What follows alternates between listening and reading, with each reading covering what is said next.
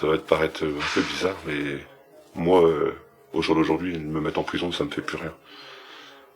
Ça me fait plus rien. Ça fait de la peine à ceux qui sont dehors. Moi, ça me fait rien. Je recommencerai si je dois recommencer. On manque de respect, si je dois me battre parce qu'on m'a manqué de respect, je me battrai parce qu'on m'a manqué de respect. Ça ne change rien. Donc je referai de la prison. Je le sais, je suis conscient. Je suis conscient. Mais après, chaque peine est différente. Toutes mes peines de prison, j'ai travaillé. Ici, c'est un chantier d'insertion. J'ai déjà fait un autre chantier d'insertion ici aussi, mais j'ai fait pratiquement toutes les prisons de France. Enfin, j'en ai fait une bonne quinzaine. J'ai 15 ans de prison derrière moi. Ça change plus grand chose, c'est juste pour les enfants, la femme, la famille, la maman. C'est plus difficile, c'est même pas pour moi. C'est même pas moi qui effectue une peine. Ici, je suis à l'aise comme un poisson rouge dans un aquarium. Tout commence par une histoire de serpent qui se mord la queue. Un cercle vicieux duquel il est difficile de s'échapper, malgré 15 ans passés derrière les barreaux, malgré une compagne, une mère, une famille, des amis qui attendent la sortie, cette menace de revenir trop vite, trop tôt, à l'ombre. À l'été 2021, le ministère de la Justice a publié une étude sur ce phénomène. On y apprend qu'en France, un détenu sur 3 récidive à l'issue de sa peine. De quoi interroger le rôle de la prison en France.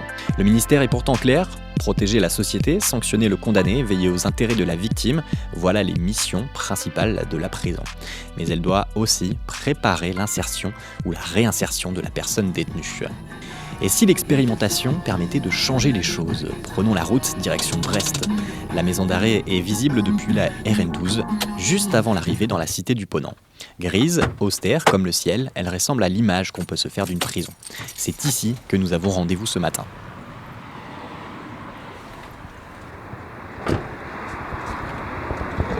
Bonjour. Le matériel que vous avez avec vous, c'est bien celui-ci? Ouais, tout à fait. Ok. Je préviens la personne qui vous prend en charge. Ok, merci. Oui. Votre nom, numéro d'alarme,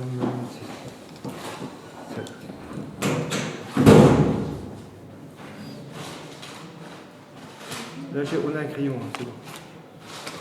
Il est 9h10.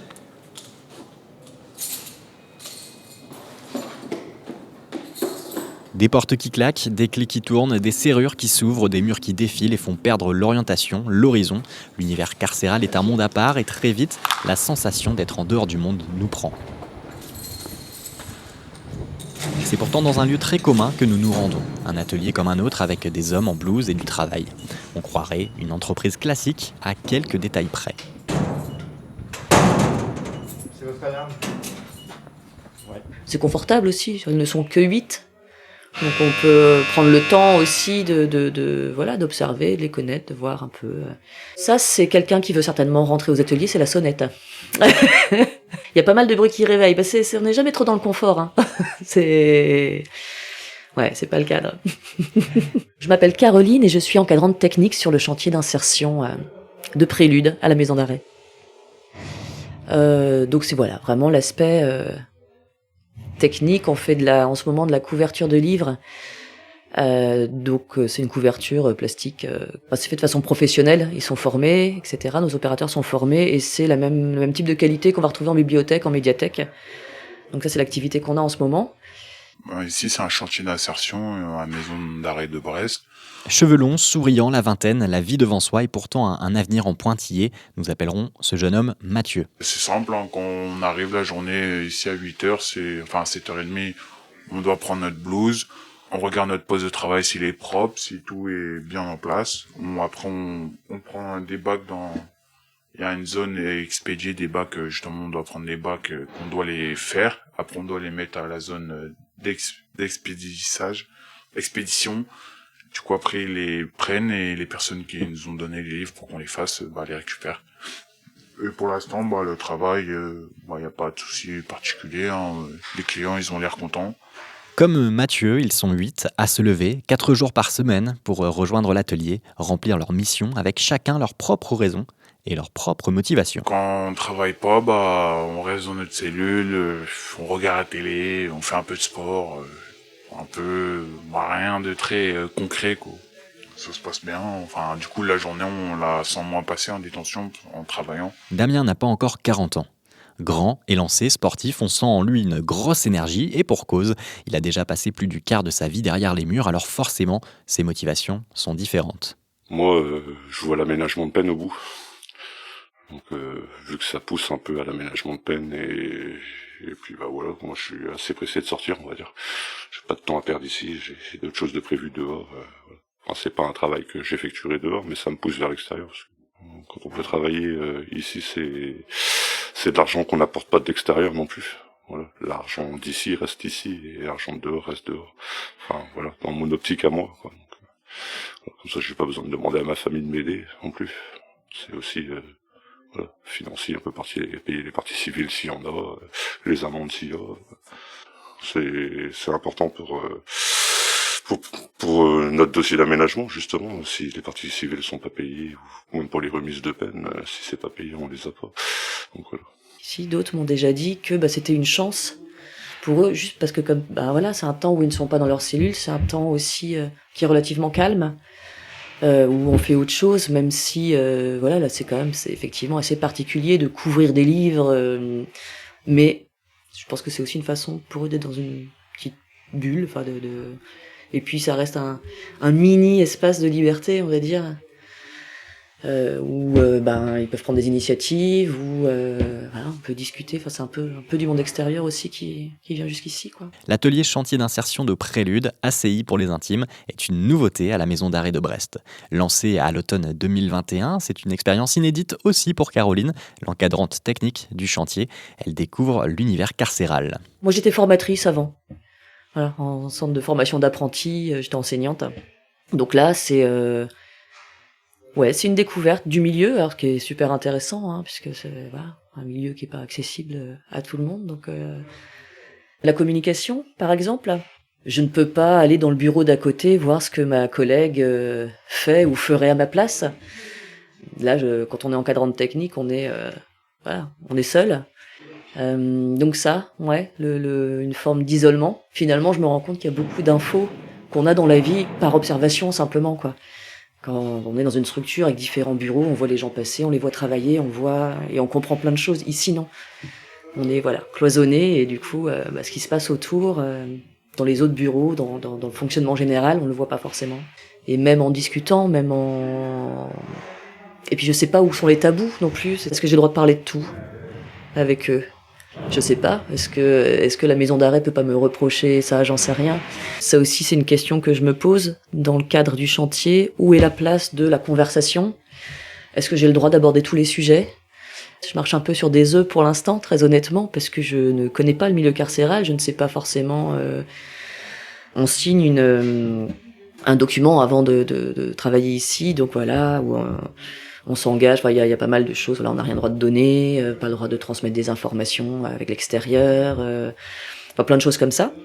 Mais à côté de ça, c'est pas forcément très détaillé non plus.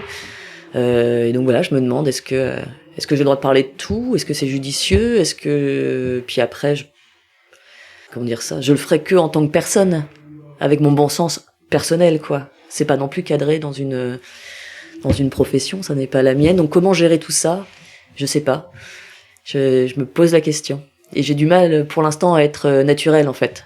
Je me sens en observation, pour l'instant, un peu en retrait. Imaginer la prison, c'est réveiller des images du pénitencier des Dalton à la grande évasion de Steve McQueen, de l'enfer de Midnight Express aux larmes de la ligne verte. La culture populaire façonne depuis toujours notre définition de la prison. Mais que ressent-on quand cet univers devient notre lieu de travail, qui plus est quand notre travail est d'aider, d'accompagner l'autre? Il y a quelque chose qui m'a marqué quand je suis arrivée, c'est le côté très chaleureux du personnel. Quand on vous dit bonjour, on vous dit un vrai grand bonjour. Comme s'il y avait besoin de renverser un peu la vapeur, de rééquilibrer un peu les choses. On est dans un milieu qui est très dur et du coup, c'est important d'être un peu chaleureux les uns avec les autres. J'ai ressenti ça, en tout cas, ou beaucoup de disponibilité de la part des secrétaires, notamment. Et après, justement, moi, j'ai hâte d'en savoir plus, parce que j'ai eu l'occasion d'aller dans un autre bâtiment. Et là, j'ai trouvé que l'ambiance changeait largement, quoi. J'étais surprise de voir l'état des locaux. Voilà, où je me demande est-ce que la laideur fait partie de la punition, je ne sais pas. Le bruit. J'ai vu du coup pour la première fois les portes des cellules. Bon, on peut du coup mesurer l'étroitesse de la pièce. Et puis le bruit, voilà, où les détenus tapent contre les murs, il y a des insultes qui volent partout. Enfin, on sent du coup là la tension permanente, certainement, et du coup, on prend la mesure de ok, qu'est-ce qu'ils vivent au quotidien, comment ça fonctionne, et ouais, c'est pas très confortable. Là, justement, moi, c'est la question que je me pose, c'est dans quel état ils sont, qu'est-ce qu'ils vivent.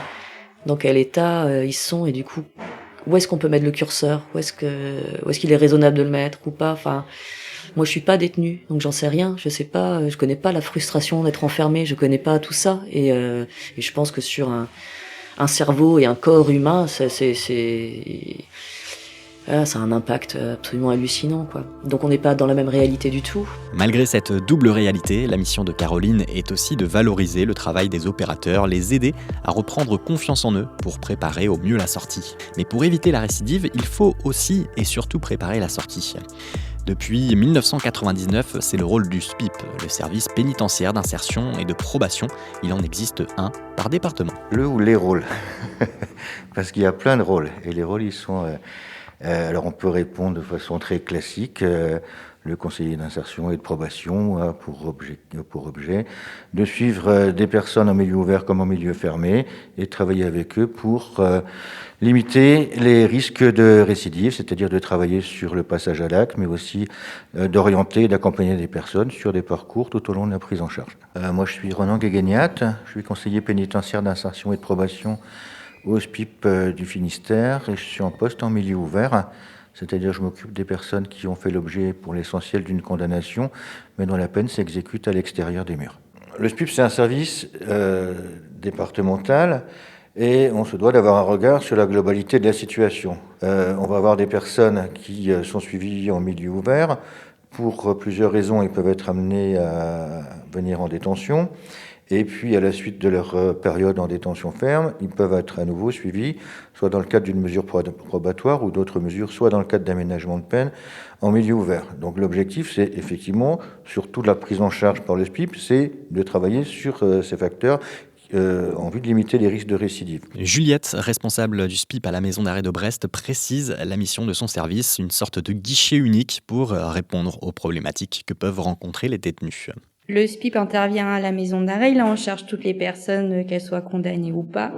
On accompagne la personne détenue pendant tout son parcours, donc de l'entrée en détention jusqu'à la préparation à la sortie. Les difficultés sont liées à l'enfermement. Les personnes détenues n'ont pas accès directement à l'extérieur, donc tout ce que ça engendre, pas d'accès à Internet, pas d'accès de téléphone possible avec les institutions, donc tout ce qui est accès aux droits, préparation à la sortie. Donc il y a différents partenaires qui interviennent pour la préparation, notamment au niveau du projet professionnel.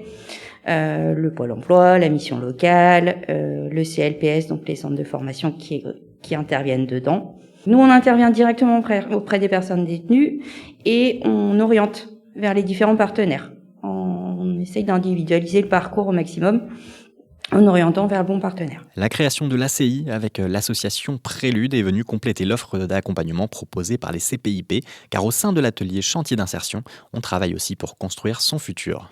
Mais retourner dans une dynamique de travail, dans une dynamique où il y a de la reconnaissance aussi, je pense, pour les détenus, pour moi, ça ne peut être qu'important, ça ne peut être qu'un point positif pour les aider à la sortie. Moi, je suis Maud, je suis conseillère en insertion professionnelle sur le chantier d'insertion Entre les lignes qui a débuté à la maison d'arrêt de Brest le 8 novembre 2021. L'articulation entre le SPIP et donc notre association qui s'appelle Prélude, on fonctionne dans un vrai partenariat où, par exemple, moi sur mon poste de conseillère en insertion, on échange avec les différents conseillers d'insertion et de probation sur les personnes qu'on accompagne en binôme en quelque sorte pour donner les informations, faire avancer les choses et entre autres pouvoir mettre en place des projets d'insertion à la sortie en amont, pendant que les personnes sont encore en détention. Donc il y a tout un travail qui s'articule avec le SPIP pour faire des demandes, par exemple, d'aménagement de peine, entre autres, avoir plus de regard sur les peines en cours et sur les possibilités à la sortie des détenus en termes de quand la sortie pourrait éventuellement être effective, si elle pourrait être effective avant la date de fin de peine prévisible, entre autres.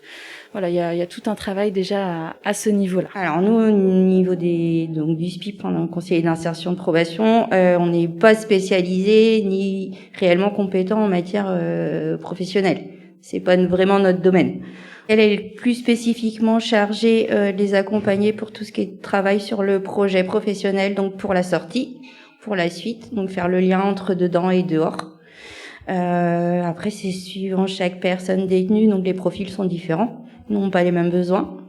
Et elle travaille beaucoup là-dessus. Donc on se réunit régulièrement. Donc il y a ce qu'on appelle nous le CTOIP, comité technique, où tous les partenaires dans l'insertion professionnelle se réunissent une fois par mois. Et on échange sur chaque situation pour faire le lien et voir quelles orientations sont possibles et où en est la personne. Plutôt que de rajouter de la complexité, l'arrivée d'une conseillère en insertion professionnelle au sein de l'atelier chantier d'insertion est venue compléter le travail des CPIP. En termes d'accès aux droits, entre autres, et toutes les questions administratives, c'est plus du pôle du SPIP, entre autres par le biais d'une assistante sociale qui y travaille. Au niveau de Prélude, on ne va pas intervenir sur ce point, mais on va prendre en compte les informations. C'est la réalité en fait à l'extérieur. Qu'est-ce qui attend les personnes détenues une fois qu'elles seront sorties. Si je prends un exemple, c'est par rapport au CV. Le CV, on sait un petit peu que c'est le papier important, entre autres pour l'emploi. Et pour certaines personnes qui ont des passages en détention qui amènent directement des trous sur le CV, comme on dit, il y a ça aussi à construire avec eux. Donc quand on sait que parfois en discutant avec les opérateurs, certains précisent qu'ils auront des obligations ou des interdictions à leur sortie, que ce soit des obligations de soins, obligations de trouver du travail, interdiction de passer le permis ou d'aller sur certaines zones. Oui, on en parle après. Nous, on va aussi préparer à la sortie d'une autre manière où on va faire venir d'autres intervenants, d'autres structures, afin de les préparer, d'avoir peut-être plus de certification ou de reconnaissance. La semaine prochaine, entre autres, on aura une personne d'une association qui travaille pour la mobilité des personnes.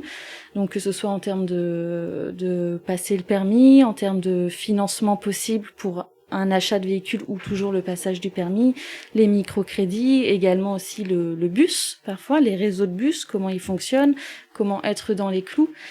Et ça, c'est des éléments qu'on apporte dès maintenant afin de préparer à la sortie et de pouvoir répondre à des questions qui parfois n'ont pas eu de réponse pour certains d'entre eux. Un renfort bienvenu pour les conseillers pénitentiaires d'insertion et de probation. Malgré les efforts de l'administration pénitentiaire pour recruter, les CPIP doivent gérer un grand nombre de dossiers. Le nombre de CPIP, c'est pas que pour les personnes détenues. 70 000 personnes détenues, mais 200 000 personnes suivies en milieu ouvert. Par exemple, à Brest, sur le Finistère, 360 personnes incarcérées, à peu près 150 qui exécutent une peine en bracelet électronique, une quinzaine actuellement en semi-liberté, d'autres en placement extérieur, et prise en charge en milieu ouvert, c'est 980 personnes en milieu ouvert.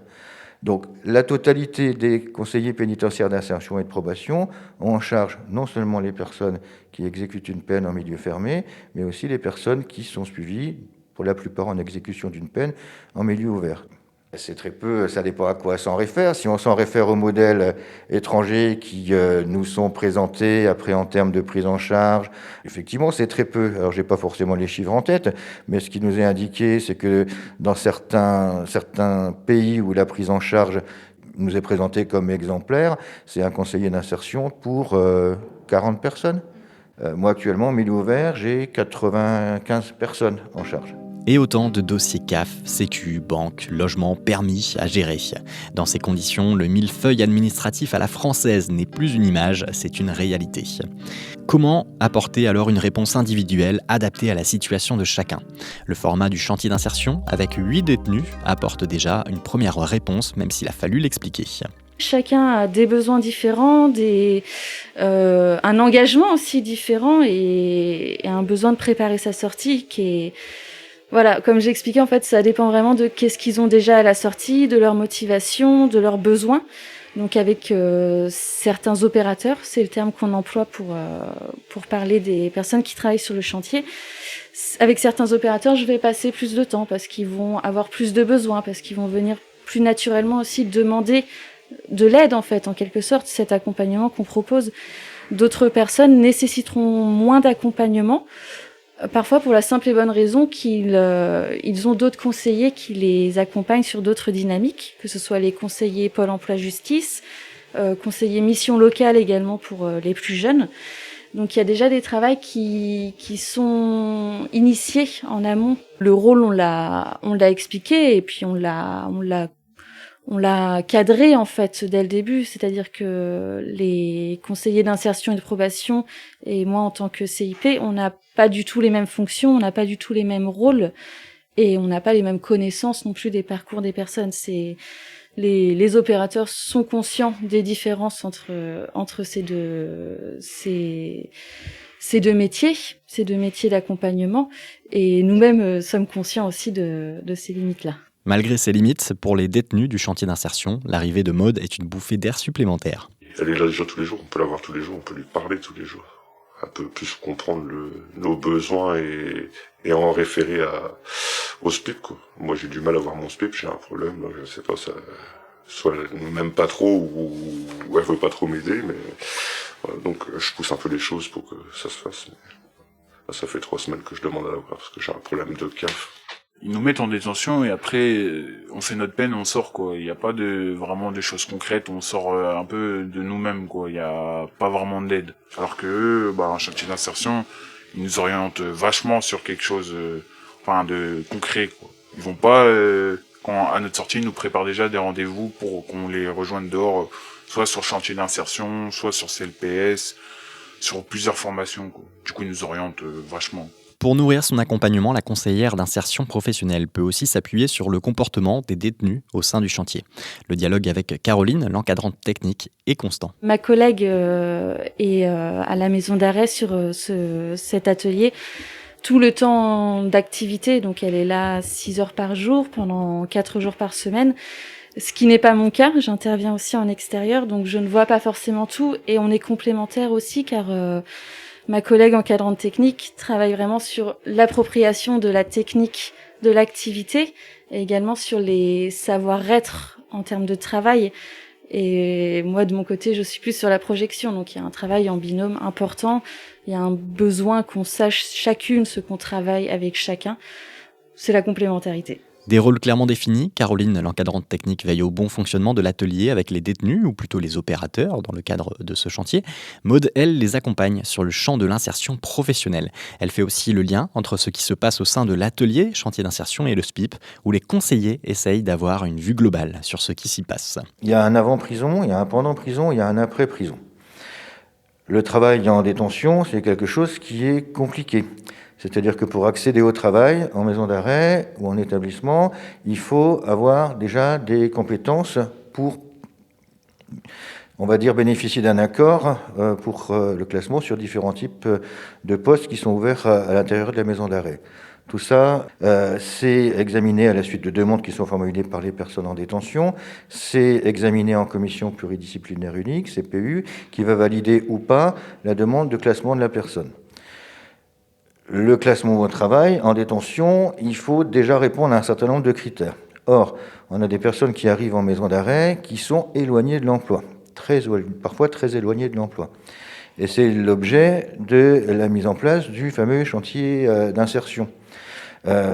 Puisqu'il y a des personnes qui ne vont pas forcément répondre aux critères attendus par l'établissement, en termes par exemple de comportement, en termes de savoir-être, qui auront beaucoup de mal à accéder à un certain nombre de dispositifs, notamment celui du travail. Et ça, on peut déjà l'évaluer pratiquement dès l'entrée en détention. On va avoir des personnes qui vont nous dire au moment de l'arrivée, j'ai pas travaillé depuis des années. On va pouvoir évaluer aussi avec ces personnes qu'il y a des difficultés de santé, de mobilisation, de savoir-être. Et la question se pose, est-ce qu'on peut proposer un parcours à ces personnes? Alors il y a des parcours au niveau de la santé, des parcours au cours de l'école, l'éducation nationale, des dispositifs de formation. Mais la question qui s'est posée, c'est effectivement qu'est-ce qu'on peut proposer en termes d'accès à l'emploi, c'est-à-dire c'est pas simplement faire quelque chose, c'est acquérir des savoir-être de base, être à l'heure au travail, savoir se comporter, savoir réaliser une tâche correctement. Ça, on l'évalue dès l'arrivée en détention, c'est-à-dire en fonction du parcours qui a été fait avant l'incarcération. On permet à ces personnes d'intégrer le chantier ACI avec tout le travail qui est mené effectivement par la conseillère en insertion professionnelle. Et le but, comme indiqué Juliette, c'est aussi de préparer les personnes pour l'après-détention dans le cadre soit d'un aménagement de peine, soit d'une sortie, en tout cas vers une orientation, vers un dispositif qui aura pu être évalué concrètement pendant la détention dans le cadre de l'ACI. Au sein de la direction, on est également attentif au démarrage de ce chantier d'insertion. Tout le monde travaille en synergie, il y a une vraie volonté d'atteindre les objectifs en commun. Fabien Boivant, je suis le chef d'établissement de la maison d'arrêt de Brest depuis environ 18 mois. Le projet est très intéressant, la nature de la production, travailler le livre, c'est porteur de sens aussi, c'est-à-dire que c'est pas une production anodine. Ce qu'on voulait, c'était pouvoir proposer une activité qui offre un peu plus que simplement du travail. Derrière ça, on a pu envisager différents schémas. À un moment, on a pu réfléchir par exemple à l'implantation d'un ESAT dans la maison d'arrêt, avec l'idée de pouvoir donner accès au travail à des personnes handicapées. Et puis on s'est rendu compte que les vrais freins au travail étaient peut-être pas tant sur le champ du handicap que sur un champ social, avec des personnes qui n'avaient peut-être jamais travaillé de leur vie ou pas travaillé depuis très longtemps et qui avaient, au-delà du besoin d'avoir une activité professionnelle, avaient aussi besoin d'un accompagnement. Et donc c'était l'intérêt d'avoir un atelier chantier d'insertion, c'était d'avoir justement cette activité de production qui ne serait-ce que permet d'avoir une ressource financière aux personnes détenues, assez basiquement, de les remettre au travail, de les habituer à se lever, enfin des choses assez classiques qu'on retrouve sur les postes de travail en détention, quels qu'ils soient. Mais voilà, d'avoir cette plus-value aussi pour aller chercher un public qui peut-être plus éloigné du travail que d'autres et donc de pouvoir leur proposer quelque chose. Monter un atelier chantier d'insertion au sein même d'un établissement pénitentiaire est une première et pour ce faire, il a fallu réunir de nombreuses forces vives. À l'origine, on a même deux autres acteurs qui étaient partie prenante, enfin qui le sont toujours mais qui nous ont laissé un petit peu plus la place maintenant. C'était la direction interrégionale des services pénitentiaires de Rennes et la CRES, la Chambre régionale d'économie sociale et solidaire de Bretagne. Donc c'est avec ces deux partenaires que dans un premier temps on a réfléchi le projet. Une fois qu'on a arrêté le projet d'un atelier chantier d'insertion, il y a eu un appel à manifestation d'intérêt, donc c'est là que Prélude s'est manifesté et qu'on a travaillé donc à 5 et puis désormais à 3 puisque comme je vous le disais la DISP de Rennes et la CRES maintenant nous laissent voguer avec ce projet. Donc tout a été à construire entre nous. L'avantage c'est qu'on a été entre personnes qui travaillaient déjà ensemble puisque bon évidemment le SPIP et la maison d'arrêt travaillent quotidiennement ensemble, mais Prélude fait partie du CLPS, qui est un organisme de formation qui intervient déjà dans l'établissement. Donc on avait déjà des contacts. D'ailleurs, c'était ce qui était intéressant pour nous, c'est de pouvoir faire des passerelles entre les différents dispositifs proposés au sein de la maison d'arrêt. Et donc, on a construit ça ensemble avec justement les objectifs communs et pour pouvoir déterminer un petit peu d'abord l'activité, parce que ça a été la première chose à définir, c'était quelle activité de production on allait proposer. Dans un premier temps, il y a eu une idée autour des ordinateurs, de pouvoir remettre des ordinateurs en état. Et puis, bon, cette idée n'ayant pas pu aboutir, on s'est orienté vers le livre. Je pense que ça vous a été présenté ce matin. Et donc, une fois qu'on avait déterminé cette activité, on a mis en place tout un fonctionnement commun pour déterminer justement qui allait faire quoi, quelle était la place de chacun dans ce dispositif et comment on arrivait à accompagner les détenus justement dans le cadre de ce dispositif. Je pense que ça va donner des résultats. Alors, il ne faut pas non plus croire qu'avec une telle action, ça y est, on a résolu tous les problèmes de prévention de la récidive, mais je pense que ça va être un vrai atout pour le public accueilli à la maison d'arrêt de Brest. Le directeur est prudent, le projet est jeune, frais, il est encore en rodage et les personnes qui travaillent autour sont quotidiennement confrontées à de nombreux problèmes. Là, on manquait cruellement de matières premières, on manquait de livres. Nos opérateurs travaillent vite et bien. Et je vais pas dire trop vite et trop bien parce que ce serait dommage, mais on a été un peu dépassé par ce côté-là. Du coup, la stratégie, c'était pas d'être rapide, quoi. Mais quand on aura d'autres activités, on pourrait avoir du coup des postes dédiés à une tâche particulière et organiser autrement le chantier. Ouais, c'est le but. Puis moi, j'ai hâte qu'on en soit à ce point-là. Puisque là, ça peut être redondant quand même. C'est finalement la même tâche. Donc là, ça structurerait les choses. Et puis, ça permet aussi peut-être quand il y a différents types d'activités, de se tester à différentes choses, de s'adapter à différentes choses. Et de préférence des compétences qui puissent être ensuite utilisées dans d'autres types d'emplois. Enfin, il y a aussi tout un volet là-dessus. On fait venir des personnes, il y a des interventions comme ça pour parler de certains corps de métier. On essaye aussi de leur faire découvrir d'autres milieux professionnels avec des interventions. Et puis voilà, dans le but de faire aussi, sans faire des bilans de compétences, mais d'essayer aussi de leur faire comprendre. Ça, c'est un travail que j'ai l'intention de faire dans quelques semaines. Par rapport à ce qu'ils savent faire, alors pas forcément que ici, mais ce qu'ils ont appris à faire. Certains peuvent avoir l'impression que s'ils n'ont pas de diplôme, ça veut dire qu'ils savent pas faire des choses. Mais si, on sait tous en faire plein. Mais des fois, c'est tellement évident pour soi qu'on n'imagine pas que ça puisse être une compétence. Donc faire un peu un état des lieux comme ça, en mélangeant ce qu'ils ont vécu avant et puis ce qu'ils ont appris ici sur le chantier. Et puis voilà, montrer que toutes ces compétences-là, on peut les transférer dans un emploi selon, et puis voilà, essayer de voir différents types de catégories d'emplois auxquels ils pourraient avoir accès. Construire ou reconstruire des bases solides est le premier étage de la fusée, un défi pendant la détention, d'autant qu'il en restera encore beaucoup d'autres à relever après. Un point en particulier inquiète. C'est surtout le logement, parce que j'aurai ma semi-liberté, je vais faire mes tiges, mais après, c'est question du logement, parce que je vais aller peut-être sur Rennes faire ma formation, du coup, c'est ça qui coince un peu. Et j'ai juste des inquiétudes sur ça. Si on accompagne une personne qui, par exemple, n'a pas de logement qui l'attend à la sortie, c'est important à prendre en compte pour nous pour savoir où est-ce qu'elle peut se projeter, s'il y a des demandes de logements sociaux qui ont été faites en amont, quels sont les délais à peu près à tenir, parce que nous, au niveau de Prélude, on va travailler sur l'emploi, en fait, la projection à l'emploi. Mais un emploi sans logement peut être compliqué, un emploi sans stabilité peut être compliqué. Donc il y a tout ce travail à prendre en compte, oui. La grosse difficulté sur Brest, comme dans beaucoup d'endroits, c'est l'accès au logement à l'extérieur. Donc il y a certaines personnes détenues qui arrivent qui ont un logement, qui maintiennent le logement. Après, pour les personnes qui perdent le logement du fait de la détention ou qui arrivent déjà sans logement, donc il y a des dispositifs, des demandes d'accès au logement. Donc il y a une assistante sociale au SPIP qui est chargée spécifiquement de ce sujet-là. Après, la difficulté, c'est les places à l'extérieur. Il n'y a pas de place, que ce soit en centre d'hébergement ou même les logements sociaux. Les listes d'attente, c'est 1 an, 2 ans. La crise du logement en France est une réalité. Elle concerne environ 4 millions de personnes et cette réalité se confronte avec celle de la population carcérale. Le rapport sur la récidive, publié à l'été 2021, le démontre. La récidive est liée à la misère sociale. Un détenu peu voire pas diplômé, victime de troubles psychologiques, célibataire et sans logement, avec un casier judiciaire déjà bien rempli, cochera toutes les cases pour revenir avec une nouvelle condamnation. Le serpent se mord la queue par la surveillance, par le travail d'accompagnement, la solidarité entre les différents partenaires.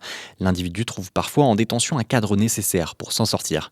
Mais qu'en sera-t-il lorsque l'individu retrouvera sa liberté ? Il y a la poursuite des soins. Après, les soins en détention sont plus facilement accessibles. Donc, il y a un service médical assez conséquent avec des addictologues, avec des psychologues, des psychiatres. Les personnes détenues, si elles le souhaitent, peuvent réellement mettre en place un suivi ici. Ce qui est chose plus compliquée à l'extérieur, puisque les délais sont extrêmement longs. Et que la personne en détention, elle va plus facilement vers les soins parce que c'est à proximité, c'est facile. Voilà, ils sont appelés, il y a des horaires. De la même manière que sur le chantier d'insertion à la maison d'arrêt, des personnes qui, dehors du fait d'addiction ou d'autres problématiques, peuvent avoir difficulté à se mobiliser, à se lever matin parce qu'ils sont tout seuls et qu'il n'y a personne pour les réveiller. Ici, c'est pas le cas. Donc, ils vont facilement tenir le cadre ici en détention. Puisque de fait, il y a des portes fermées, il y a des surveillants, ils n'ont pas d'autre chose à penser. Alors qu'à l'extérieur, ça peut être se compliquer. Donc un chantier d'insertion ici, là je prends le groupe de 8, voilà, il y a pas de difficulté particulière. Depuis qu'ils ont commencé, tout se passe bien. Mais ça pourrait poser difficulté à certains une fois dehors, parce qu'il n'y a plus le cadre. Après, il y a des personnes détenues, elles sortent de détention, il n'y a plus aucun suivi. Donc si elles le souhaitent pas, s'il y a plus de suivi judiciaire, si elles souhaitent pas, voilà, elles échappent et puis Elles peuvent revenir, malheureusement. Malheureusement. Malgré tous leurs efforts, les travailleurs sociaux qui interviennent dans l'univers carcéral sont confrontés aux limites de leur mission. Ces femmes et ces hommes ne peuvent pas faire à la place. Si le libre arbitre de la personne accompagnée peut certes freiner les progrès, il est quand même contrôlé par les obligations de la justice, que ce soit au sein des établissements pénitentiaires ou même en milieu ouvert, mais une fois sa peine purgée, l'individu sera libre de couper les ponts. Une situation que Maude, la conseillère d'insertion professionnelle du chantier d'insertion, résume ainsi. On essaye de construire des bases solides. Nous, on va pas donner de réponse, on va pas ouvrir les portes en quelque sorte, mais on va plutôt accompagner les opérateurs pour, en quelque sorte, si je pourrais dire, leur montrer comment ouvrir la porte par eux-mêmes en se donnant les moyens et le ciment pour pouvoir bâtir quelque chose de pérenne à la sortie. La liberté serait-elle parfois un cadeau empoisonné ? Même quand on a passé des mois, parfois des années derrière les barreaux, le fait de la retrouver condamne trop souvent encore à la perdre à nouveau. Avec l'atelier chantier d'insertion de Prélude, l'administration pénitentiaire essaye de corriger les choses. Heureusement, il existe parfois des petites victoires et si accompagner un détenu à accomplir son rêve d'enfant en est une, alors Maude, Caroline, Ronan, Juliette et tous les autres auront réussi leur pari. En étant petit, j'étais toujours un peu casse-cou à vouloir monter partout et on a élaboré un peu ça ici. Déjà, mon projet, voir ce qu'on pouvait faire vraiment dehors. Et ils m'ont orienté sur un métier, justement j'allais dire un métier avec des sensations. Quand je serai plus en semi-liberté, parce que je vais faire ça en semi-liberté, je compte faire une formation en cordiste à Rennes. C'est métier dans le bâtiment, on a des cordes et on doit soit nettoyer une façade d'un appartement, repeindre une façade ou des fois c'est la souderie ou maçonnerie en hauteur quoi. C'est des chantiers en hauteur.